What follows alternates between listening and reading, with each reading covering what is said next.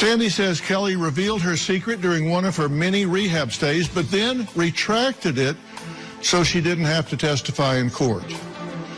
Kelly is adamant that she was never molested by her father, and she only accused him of abuse after her mother had her hypnotized to turn her against him. Now, there is one thing that Sandy and her daughter Kelly do agree on, though, and that is if Kelly doesn't change today, she is on a track towards death.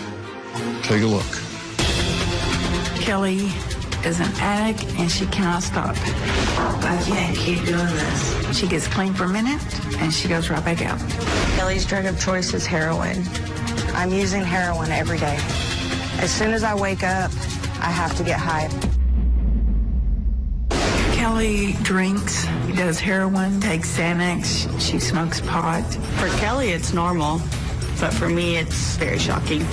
In high school, Kelly was always the prettiest girl. Everybody loved her. I had no idea Kelly was using drugs until 3 or 4 years later. When Kelly was 17, I got a phone call from the school. They said, your daughter's been taking pills and drinking alcohol. You need to take her to the hospital, and they may need to pump her stomach. I've overdosed 8 times at least that I remember. I have track marks from veins blowing out. Kelly always tells me, you'll never understand. To me, I'm just like, why can't you just stop right now? And she'll tell me, I want to.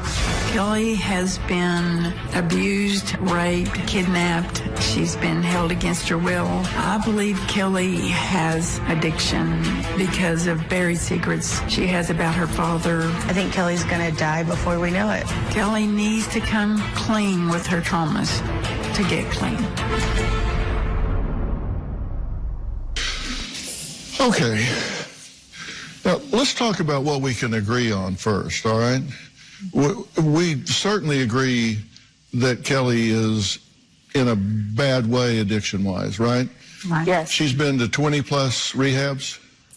I've lost count, but it's close to 20. Yeah. It has never really had any traction with her at all. Why do you suppose that is?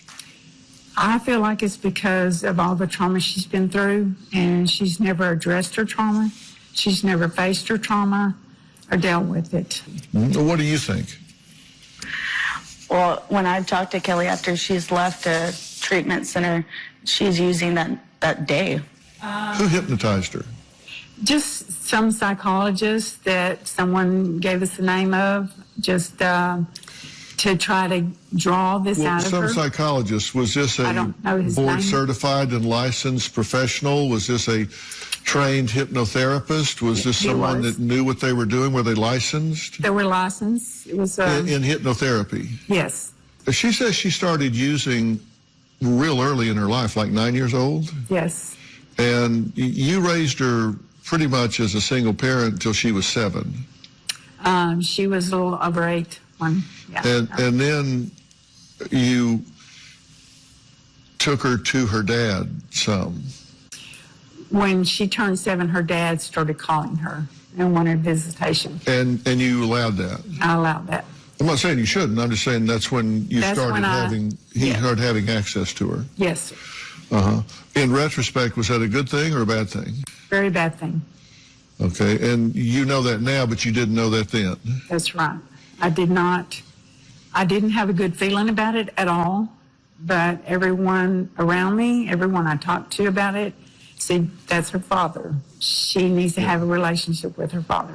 That he was smoking dope, that he was drinking, and she saw him doing that, so she said, I'll try it. She started experimenting with alcohol and marijuana, and that she first shot something in her veins at age, 9, 10, 11, very young. She never told me the age. Yeah, she told us that she did it with him, not with him, but at his place, using his drugs at a very young age. I had no idea. She was a master of disguise, a master. Mm-hmm. Truly. Yeah. Which I feel like she still is, because a lot of the times when I've seen her in person, I don't know. Well, she was doing I wouldn't meth even at know. 12. She says she was doing meth at 12. Nobody noticed a 12-year-old meth head? How is this possible? And no adult in her life said, that kid's on meth. She was going to counseling, therapy, psychologist, psychiatrist from the age of 7 on. She says you put her in institutions 4 or 5 times when she was growing up, that you wanted them to raise her instead of you. No. I'm just telling you what she said. I wouldn't know. Right. I don't know. I'm just telling you what she said. When she was 7, she was in first grade. The school called me and told me she picked up a chair, threw it across the room at the kids. So I went to the school and I got her, talked to the principal. I took her to my doctor. He suggested go to a psychiatrist. I went to a psychiatrist. They said put her in the psychiatric ward, Cook's Children's Hospital. And so that's what I did. Because she threw a chair. She threw a chair across the room. And you institutionalized her because she threw a chair? The doctors had me put her in the hospital. Well, I know, but you're her mother. The Right. doctors can't put her in. You have to put her in. Well, if she's throwing a chair, she's so angry. I don't know where this anger is coming from. How many times did you institutionalize her? Once, twice, 3, probably 4 psychiatric different locations. While hospitals. she was what age? Between 7 and what? 13, 14. Okay, so 7, 8, 9, 10, 11. So in that age, she was put in psychiatric ward 4 or 5 times. She says 4 or 5. You say 4. What am I supposed to do? I mean, I don't know what's wrong with her. I don't know what to do to help her. That's what I need from you. I need your help. And they just kept putting her on medication. Is this part of the trauma that you think she needs to resolve? Yes. Do you think you traumatized her by institutionalizing her at a young age? It seems from her version, yes, she feels traumatized from that. I did not know what to do with an out-of-control child. Well, Kelly says that her mother sheltered and enabled her growing up and used institutions to parent her when she acted out. So we're going to meet Kelly when we come back.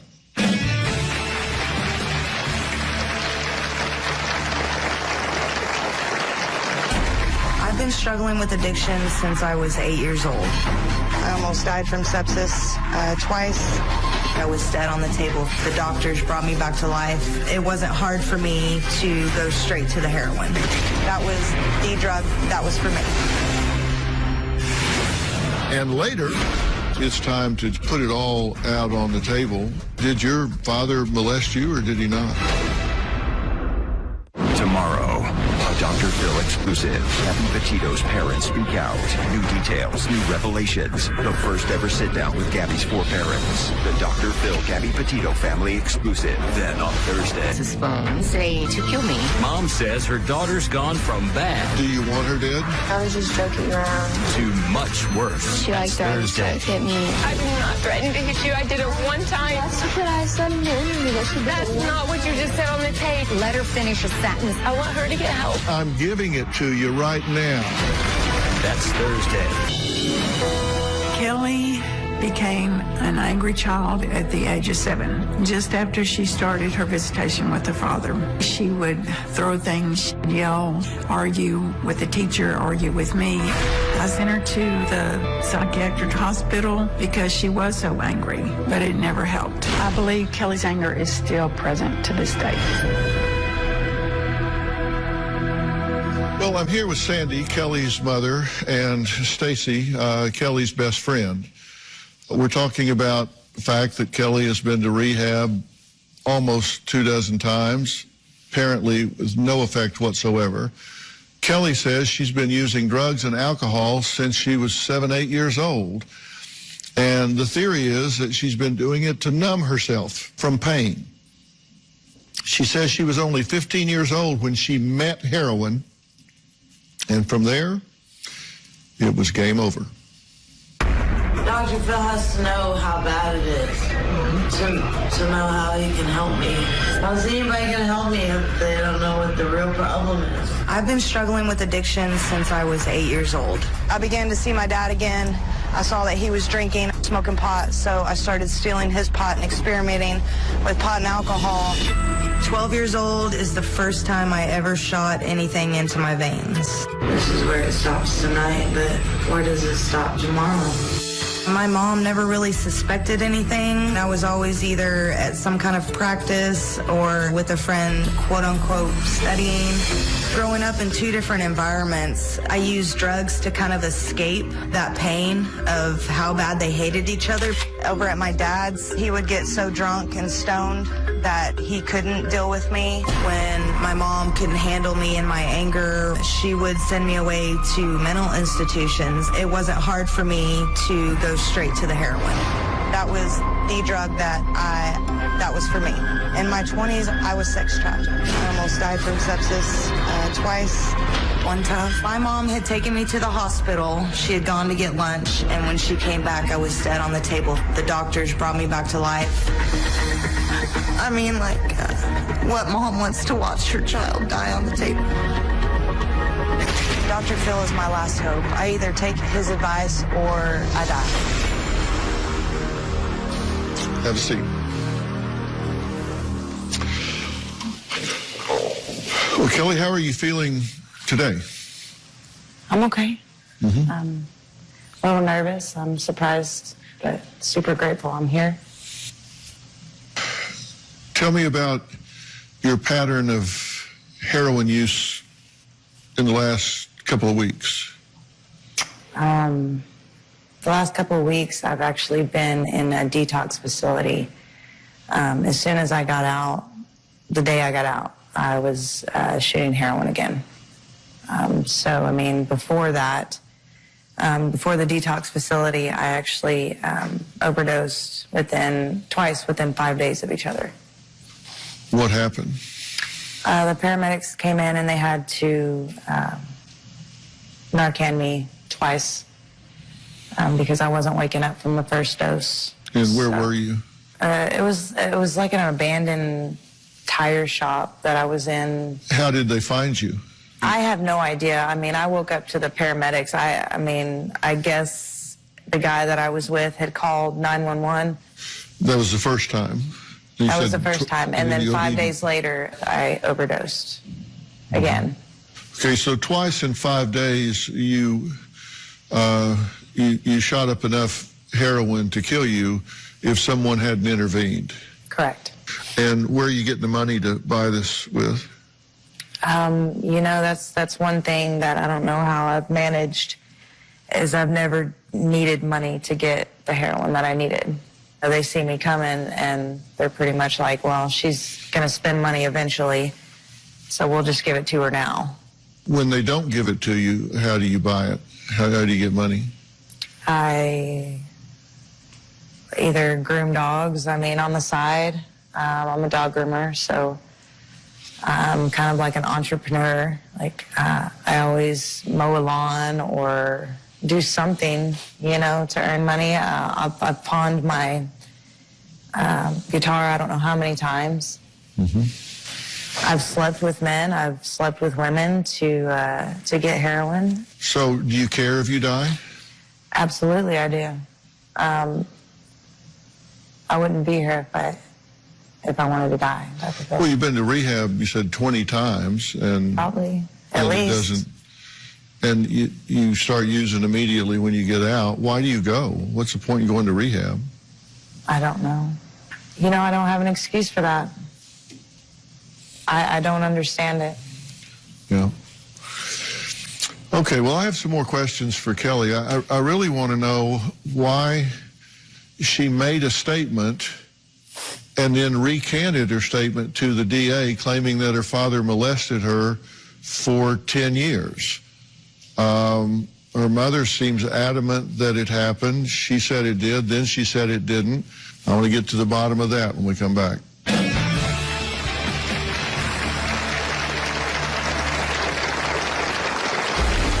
My mom felt it necessary to take me to a hypnotherapist. I don't even remember saying that my dad sexually abused me.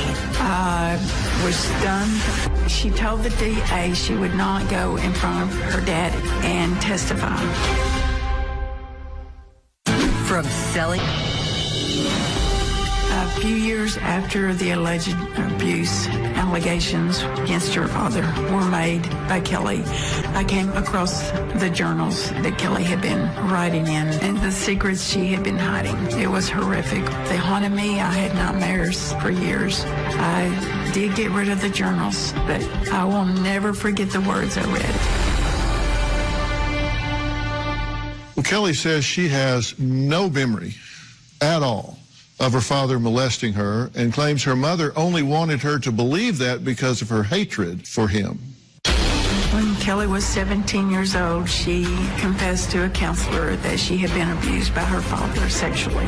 I was stunned, shocked. When I was in early teens, my mom felt it necessary to take me to a hypnotherapist. All I remember is asking me questions about my dad. I don't even remember saying that my dad sexually abused me while I was in there.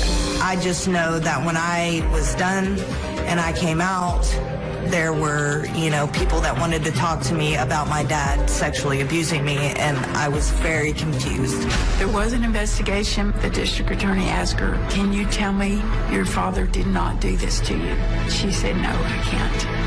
Yes, there were times where my dad would be in his underwear, and I thought that was a little weird. But that's about the extent of the memory I have of anything inappropriate that my dad did around me.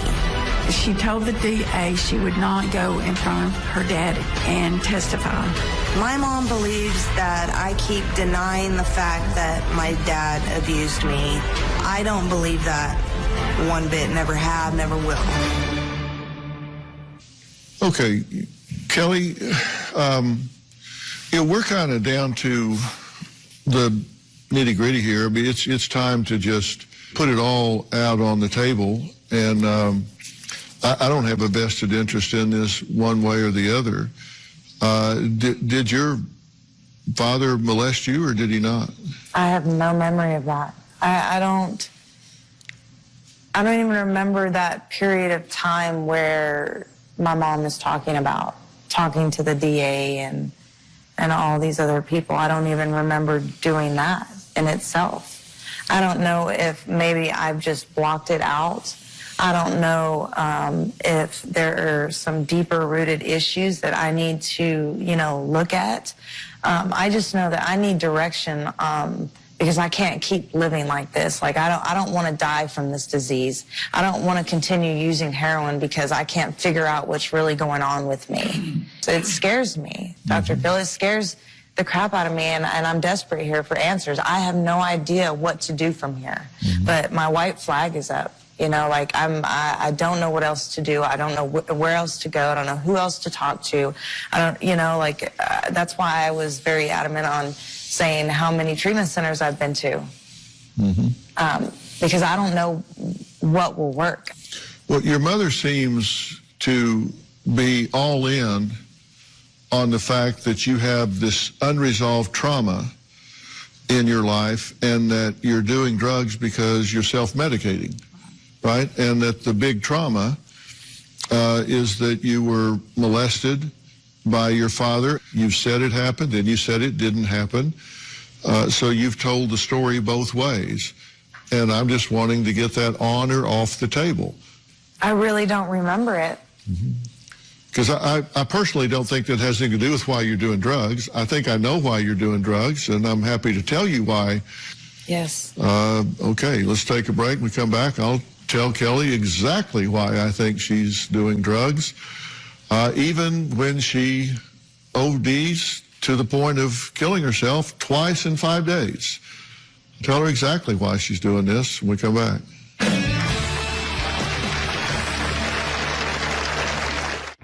Closed captioning. When I was 18 years old, I was pregnant. When I told my mom, she didn't want anything to do with my pregnancy or me. I was very, very angry. I went through the adoption because I didn't know what else to do. I mentioned adoption. I didn't force her into the adoption. I wanted to keep my son. I assumed Kelly was clean through most of her pregnancy until the very end. The day before I got induced, I ended up doing cocaine. So when he was born, he did have cocaine in his system. That should have been motivation enough for me to stop using, and it wasn't. Well, Sandy says her daughter Kelly has been in crisis mode most of her life and pushes away anyone and anything that's good in her life. Sandy says she believes Kelly's traumas will continue to feed her addiction until she's ready to face all of them head on.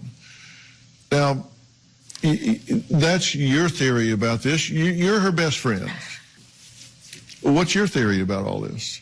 I just don't think she cares. I don't know how she's alive today. I tell her all the time. Do you have a theory? I mean, that makes sense. You would think that, you know, finding purpose is what we all try to do. I don't think I ever felt like I had a purpose anywhere.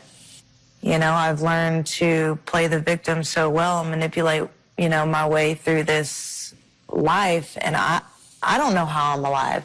Well, I said that I felt like I know exactly why you're doing what you're doing, and that I would tell you in no uncertain terms. And I think the reason that you do heroin the way you do is because you are a heroin addict. That's what you do. That's who you are. You do heroin today because you did heroin yesterday, and you did heroin yesterday because you did heroin the day before. And lazy people take the line of least resistance. And you are a lazy, unmotivated person that just gets up and does today what you did yesterday because it's the line of least resistance. It's what you've done for the last 1,000 days of your life. You got momentum, and you've been doing it day after day after day after day after day after day. So it doesn't take a genius to predict what you're going to do tomorrow. Look, things often begin for one reason and continue for a whole separate set of reasons.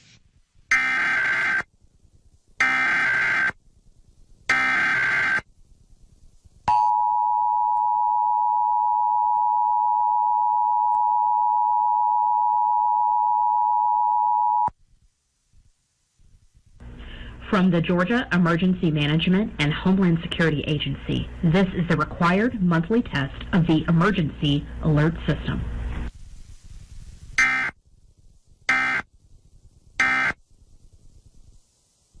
Doesn't matter because it has nothing to do with why you're doing it today. You're doing it today because you did it yesterday, and you're going to do it tomorrow unless something dramatic happens to change the momentum in your life. It's that simple. You can talk about all of this. Did her dad molest her, or did he not, or whatever? And if that's happened in your life, are you going to need to deal with that at some point? Yeah. If you want to have peace in your life, you're going to need to deal with that at some point. But that is not a requisite to getting off heroin. It just simply isn't. If you tried to raise her through institutions and she is secretly hugely pissed off that you dumped her on institutions instead of mothering her in the way a mother should mother her, and she's going to hate you for the rest of her life for doing that to her because she threw a chair when she was 7, then yeah, she's going to have to deal with that at some point. But that is not why she did heroin last week twice to the point of overdosing. So you get off the hook. That's not your fault. Okay.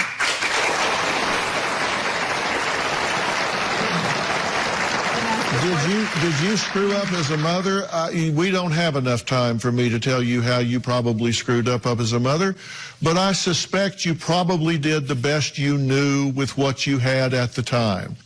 Can you tell me where her anger is coming from? Does it matter? Why do you care? Are you here to do an anger seminar, or are you here to save her life? I'm here to save her life. Then let's not worry about the anger right now, because it has absolutely nothing to do with why she's doing heroin. Okay. You see, that's my point. That's my point. Everybody wants to be Sigmund Freud and figure out, well, what about her anger? Well, what about this molestation? What about this? What about that? What about this? Has nothing to do with why she's doing heroin. Be happy to discuss that with you someday. But it has nothing to do with whether she's going to kill herself tomorrow or not. It's a valid question, just has nothing to do with the order of the day. We'll be right back.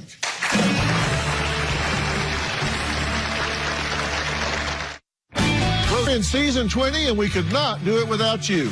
Now that some of the COVID-19 restrictions have been lifted, we can have a studio audience back. If you're going to be in the Los Angeles area and would like to attend a taping, go to drphil.com and click on Be Part of the Audience and select In Studio.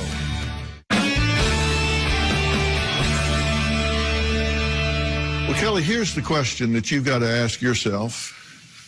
The question is not whether you want to get clean and sober or not. The question you have to ask yourself is whether you deserve something better than what you're getting. Whether you deserve something better than what you're generating for yourself in your life.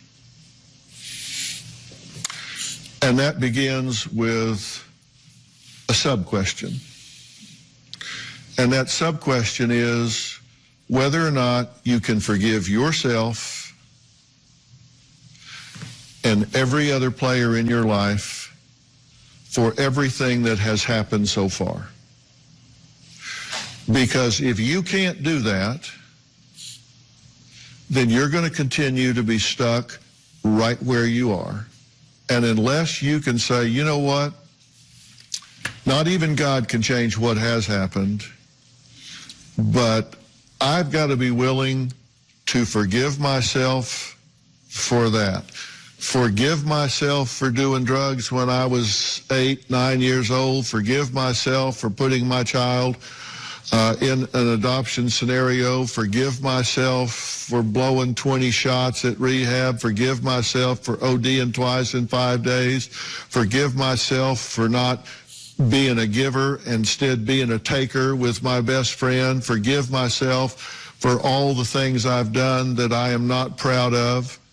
I got to wipe the slate clean and forgive myself and start over as a new human being. If you cannot do that, then you're not ever going to generate different results than you've been generating. And if you want to generate something better in your life, then I would be willing to find some way to help you do that. But I'm not going to be the one that's working the hardest on this out of the two of us. And you got to decide, you either want to generate better in your life or you don't.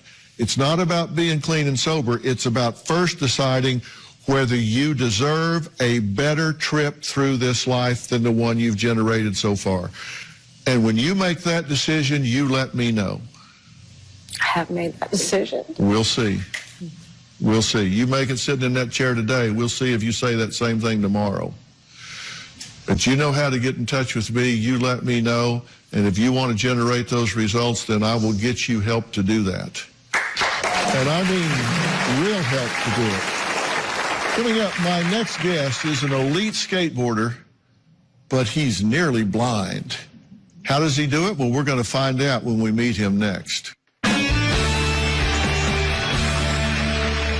Follow and subscribe to my podcast, Phil. Coming up on Dr. Phil, visit our website and subscribe to our newsletter.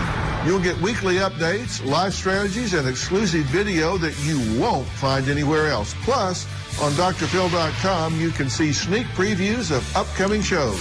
Log on today.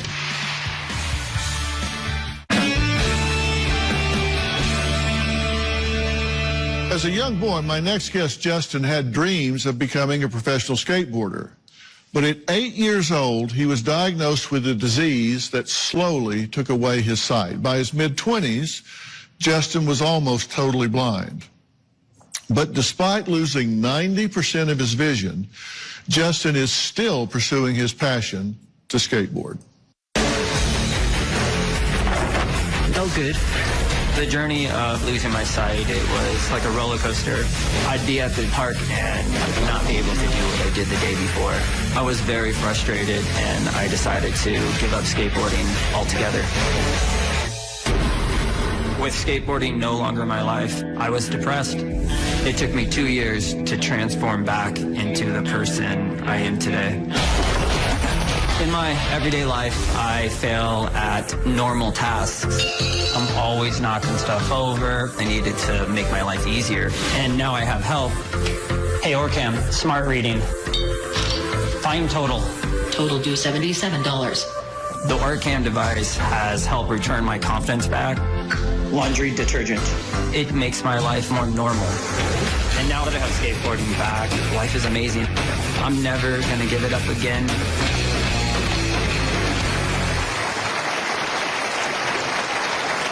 Well, joining me are Justin and Dr. Brian Walensky, an optometrist and Orcam spokesperson. So good to see you again, Doctor. Good to see you too.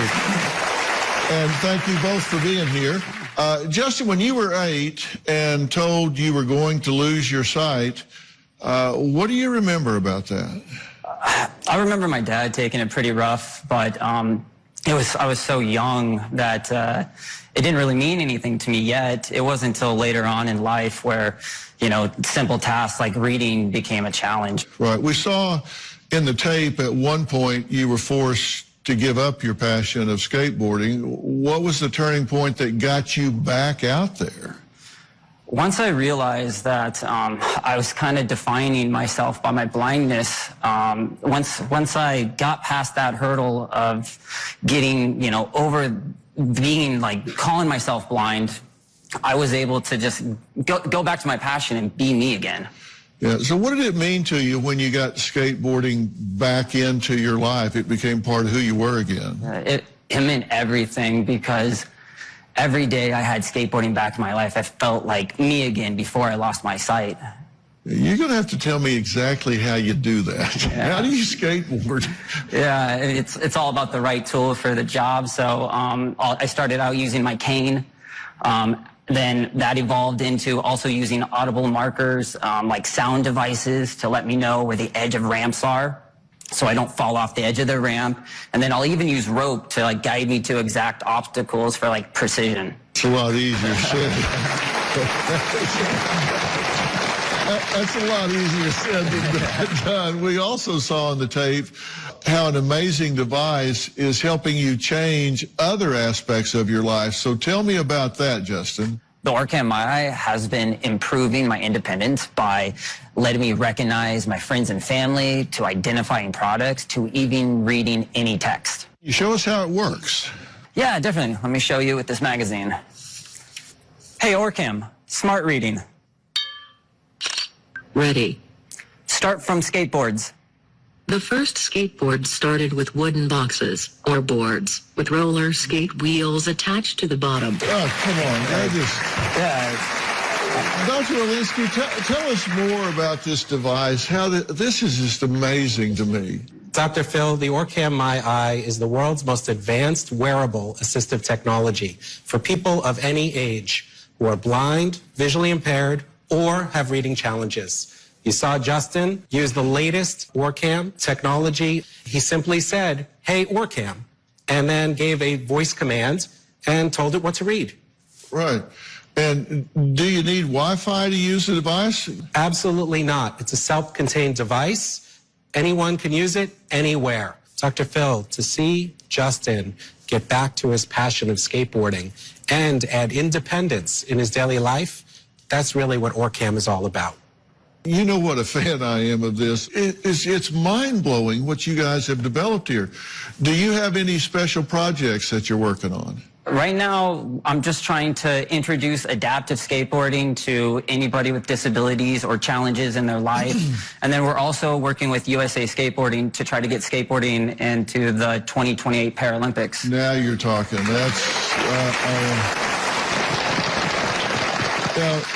I've been working with this for several years now, and I've seen how remarkable this device is and how it has changed lives. And if you or someone you know is interested in purchasing an Orcam MyEye, you can now receive a $500 discount. But this is a limited time offer that is only available to Dr. Phil viewers. And I'm really proud of that because I'm really proud of this. Just go to Orcam.com for all the details. And again, this is a limited time offer, so don't delay. And like I say, I've been working with this for years, and so I've watched these folks use this and how much it empowers them in their lives. I want to thank all of my guests today. Justin.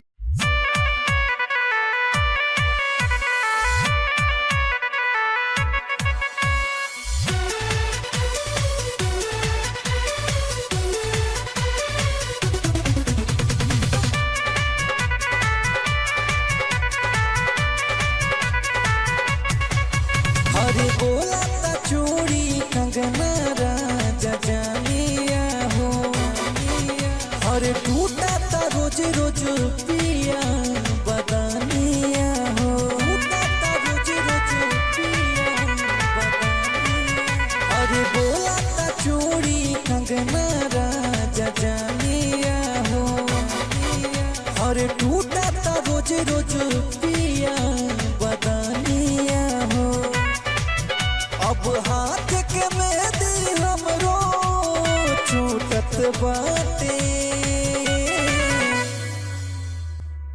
लाले लाले गलिया ओठ लालिया पिया मोरे सुखत बाटे, राजा मोरे सुखत बाटे, पिया मोरे सुखत बाटे, राजा मोरे सुखत बाटे।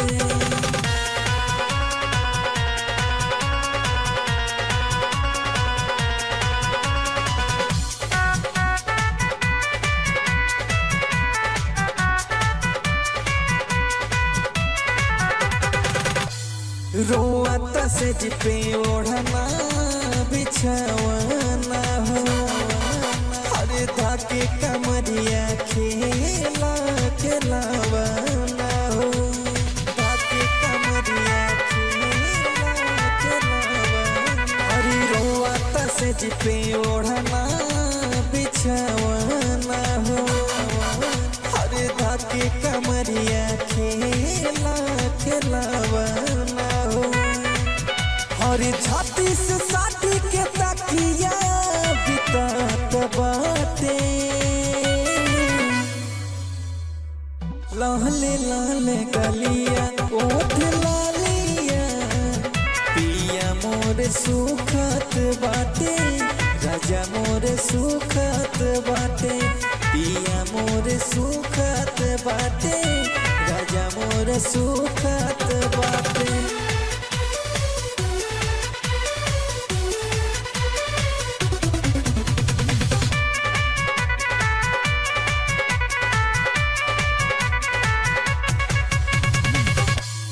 होता बेकार कायल सोरहो सिंगार हो, हर तड़पेला जवानी अनुराग हो, तड़पेला जवानी अनुराग हो, होता बेकार कायल सोरहो सिंगार हो, हर तड़पेला जवानी अनुराग हो, और बीपिन तोहरे प्यार से मनवा कुहकत बाटे,